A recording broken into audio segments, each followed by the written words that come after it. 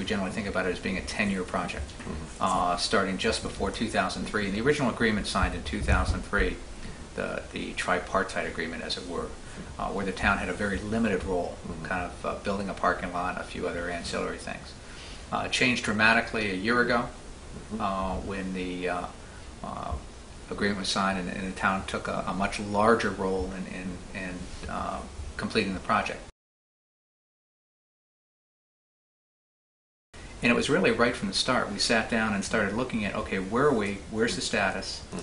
It was obvious right away that we didn't have the typical status reports you'd expect to show where we were. But even on the back of an envelope, we identified a couple $1 million worth of overrun right there.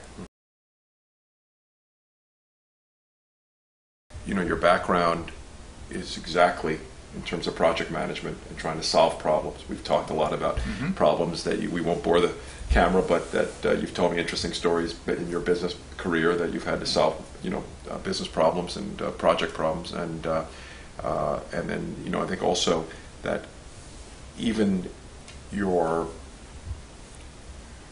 biggest skeptics in the RTM were very impressed by the presentation in June, as were all of us, by the way.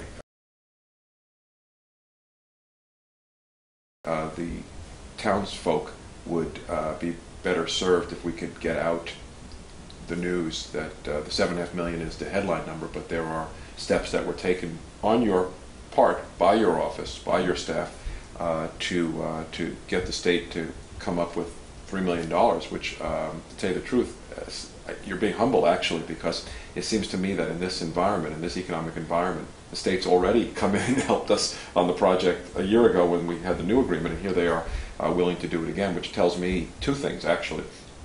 One, that this project is important. It's important for us, it's important for the state, and two, that they have confidence in your ability. I think there are a couple lessons here. One is that the way we normally run projects was not the way the Metro Center was run.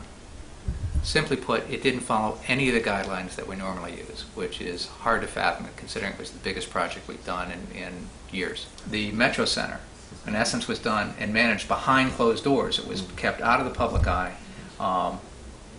There wasn't a building committee, there wasn't a construction manager, there wasn't a budget, there wasn't a timeline, there wasn't the project management reporting that we're used to seeing in terms of how things are getting done.